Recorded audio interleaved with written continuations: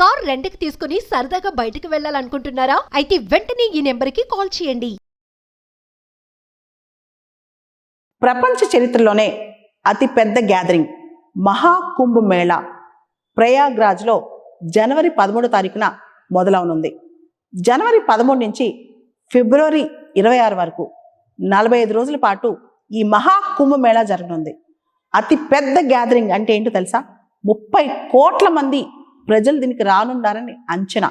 దేశం మొత్తం మరియు విదేశాల నుంచి నలుమూలల నుంచి భక్తులు రానున్నారంట. యాక్చువల్లీ అసలు ఈ కుంభమేళాలు ఎందుకు జరుపుతారు, ఎందుకు ఇంతమంది భక్తులు వెళ్తారు? హిందూ మైథాలజీ ప్రకారం దేవతలకి రాక్షసులకి యుద్ధం అవుతుంది అనమాట. ఆ యుద్ధంలో అమృతం చిలుకుతూ ఉంటారు. ఆ టైంలో కొన్ని చుక్కలు వెళ్ళి 4 ప్రాంతాల్లో పడ్డాయంట. అదే ప్రయాగ్రాజ్, ఉజ్జయిన్, నాసిక్ మరియు హరిద్వార్. ఈ 4 ప్రాంతాల్లో కుంభమేళా టైంలో వెళ్ళి అక్కడ స్నానం ఆచరిస్తే చేసిన పాపాలు పోతాయని ఒక మైథాలజీ అన్నమాట. భక్తులు, సెయింట్స్ చాలామంది ప్రపంచవ్యాప్తంగా వస్తారు కుంభమేళాకి. ఇప్పటికే పూర్తి స్థాయిలో వీటన్నిటికీ ఏర్పాట్లు జరిగిపోయాయి. ఎంత జరిగాయంటే ఆ స్టేట్ సీఎం ఒక ప్రత్యేకమైన సిటీనే కట్టించారు అక్కడ ఉత్తరప్రదేశ్లో. అంతేకాదు prime minister, president, vice president, central ministers అందరూ దాదాపు ఈ మేళాకి అటెండ్ కానున్నారు. దీనికి సంబంధించి ఫస్ట్ టైం చాలా వరకు టెక్నాలజీ వాడి ఏఐ టెక్నాలజీ, RFID టెక్నాలజీ, ఒకటా రెండా అన్ని రకాల ఎమర్జింగ్ టెక్నాలజీస్ వాడుతున్నారు ఈ కుంభమేళాలో. Divine and digital Kumbh Mela, divine Kumbh Mela combine చేస్తున్నారు అనమాట. దాంతోపాటు రష్యా నుంచి, ఉక్రెయిన్ నుంచి 2 దేశాల నుంచి సెయింట్స్ వచ్చి, సాత్వికులు వచ్చి అక్కడ మెడిటేషన్ చేస్తారంట. పీస్ కావాలి, యుద్ధం ఆగాలి అని చెప్పి. ఇలా రకరకాల అద్భుతాలు ఉన్నాయి ఈ కుంభమేళాలో. కుంభమేళా అనేది స్పేస్ నుంచి చూసినా కనిపించిందంట. అంత గ్యాదరింగ్, అంత పెద్ద గ్యాదరింగ్, కనుల విందుగా ఉంటుంది. భక్తి పారవస్యంతో ప్రజలందరూ కూడా అక్కడ మైమర్చిపోతారంట. 2019లో జరిగిన కుంభమేళాకి దాదాపు 25 కోట్ల మంది వచ్చారంట. ఇప్పుడు 30 నుంచి 40 కోట్ల మంది వస్తారని అంచనా. ఇప్పటికే ఉత్తరప్రదేశ్ ప్రభుత్వం 7,500 కోట్ల రూపాయలు దీనిపైన ఖర్చు పెట్టిందంట. ప్రయాగ్రాజ్లో జరిగే ఈ మహా కుంభమేళా వల్ల దాదాపు 2 లక్షల కోట్ల ఎకనామిక్ యాక్టివిటీ జరుగుద్దంట. 67,000 కొత్త స్ట్రీట్ లైట్స్ ఏర్పాటు చేశారంట. 400 కిలోమీటర్ల టెంపరీ రోడ్స్, తాత్కాలిక రోడ్లు నిర్మించారంట. 23,000 సీసీ కెమెరాలు బిగించారంట. దాంతోపాటు మొదటిసారి artificial intelligence, AI based surveillance అనేది మొదటగా ప్రవేశపెట్టారంట ఈ కుంభమేళాలో. వీటన్నిటితో పాటు 1.5 లక్షల టాయిలెట్స్ నిర్మించారంట ఈ మేళా జరిగే ప్లేస్లో.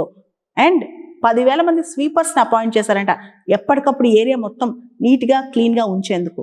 రైల్వే మంత్రి అశ్విని వైష్ణవ్ కథనం ప్రకారం దాదాపు కుంభమేళా కోసం 13,000 ట్రైన్లు ప్రయాణం చేస్తే, ప్రత్యేకంగా భక్తుల కోసం మాత్రమే 3,000 ట్రైన్లు ప్రయాణం చేస్తాయి. అంటే కుంభమేళాకు రీచ్ అయ్యే ప్రాంతాలకి 13,000 ట్రైన్స్ ఉన్నాయి. 3,000 ట్రైన్స్ ఎక్స్క్లూజివ్ ఫర్ డివోటీస్ అంట. మహాకుంభమేళాకి చాలా చరిత్ర ఉంది.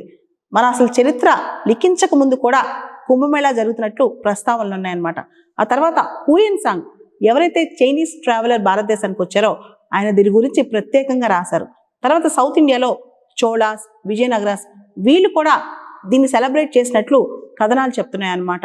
మొఘల్ చక్రవర్తి అక్బర్ కూడా ఈ కుంభమేళాకి అటెండ్ అయినట్లు చరిత్ర చెప్తోంది.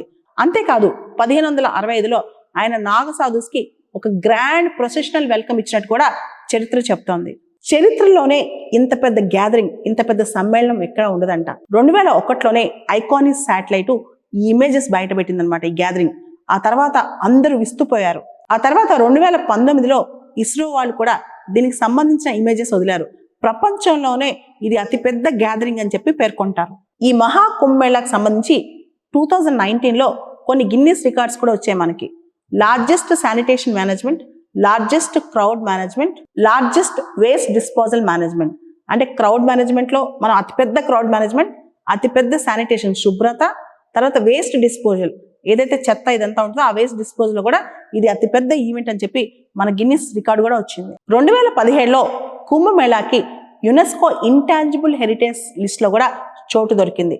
ఇంటాంజిబుల్ హెరిటేజ్ అంటే ఏంటంటే ఏదైతే మనం కట్టడాల్లాగా అలా వస్తు రూపంలో చూపించలేమో, ఏదైతే మనం ఫీల్ అవుతామో, ఏదైతే మనం దాన్ని రియల్గా మన సెన్సెస్ ద్వారా ఫీల్ అవ్వగలమో దాన్ని ఇంటాంజిబుల్ అంటారు. కుంభమేళాకి ఇంటాంజిబుల్ హెరిటేజ్ లిస్ట్ లో కూడా పేరు దొరికింది. ఈ కుంభమేళా అనేది ప్రత్యేకంగా 4 చోట్ల జరుగుద్ది. ప్రయాగ్రాజ్, ఉజ్జయిన్, నాసిక్, హరిద్వార్. అయితే ప్రయాగ్రాజ్ లో ఉన్న అంటే అలహాబాద్ ఉన్న ప్రత్యేకత ఏంటంటే గంగా, యమున, సరస్వతి సమ్మేళనం. సరస్వతి నది మనకి కంటికి కనిపించకపోయినా అండర్లయింగ్ గా వచ్చి వీటిలో కలుస్తుంది, అండర్ కరెంట్ లాగా వచ్చి వీటికి కలుస్తుంది అని చెప్పి ఒక సెంటిమెంట్ అన్నమాట. ఈ సమ్మేళనంలో గంగా అనేది ఒక మైండ్, యమున అనేది ఒక బాడీ, సరస్వతి అనేది ఒక సోల్, ఒక ఆత్మ. అంటే బాడీ, మైండ్, సోల్ ఈ 3 సమ్మేళనంగా గుర్తిస్తారు గంగా, యమున, సరస్వతి అన్నమాట. హరిద్వార్లో అయితే గంగా నది, నాసిక్ లో అయితే గోదావరి నది, ఉజ్జయిన్ లో అయితే క్షిప్రా నది. ఈ 3 నదుల్లో అక్కడ మునిగి తేలుతారు భక్తులు. అదే ప్రయాగ్రాజ్ లో అయితే ఈ 3 నదులు గంగా, యమున, సరస్వతిలో మునుగుతారనమాట. అసలు ఎందుకు మునుగుతారు? అసలు కుంభమేళా టైంలో ప్రజలు వెళ్ళి నదుల్లో ఎందుకు మునుగుతారు ఆ ప్రాంతంలో ఉన్న నదుల్లో అంటే వాళ్ళ పాపాలు ప్రక్షాళన అవటమే కాదు, వాళ్ళ యాన్సిస్టర్స్, వాళ్ళ పూర్వీకులు చేసిన పాపాలు కూడా అలా మునగటం వల్ల ప్యూరిఫై అయిపోతాయి, ప్రక్షాళన అయిపోతాయని నమ్ముతారు. కాబట్టి కుంభమేళా పలానా టైం చేయాలని ఎలా నిర్ణయిస్తారు?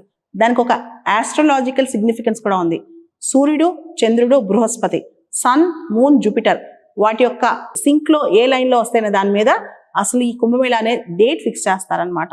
కుంభమేళా సందర్భంగా ప్రపంచవ్యాప్తంగా, దేశవ్యాప్తంగా చాలా మంది సాధువులు, సెయింట్స్ అక్కడికి వచ్చి మెడిటేషన్ చేయటము, రకరకాల ఇంటలెక్చువల్ డిస్కషన్స్, విజ్డమ్ షేర్ చేసుకోవడం ఇవన్నీ చేస్తుంటారు.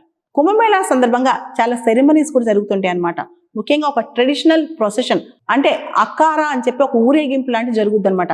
అదొక ట్రెడిషనల్ ప్రొసెషన్, అదొక మొనాస్టిక్ ఆర్డర్. అంటే సాధువులంతా కూడా ఒక గుంపుగా, ఒక గ్రూప్ లాగా కదిలి ముందుకు సాగుతూ ఉంటారనమాట ఈ అకారా అనే ప్రొసెషన్ లో.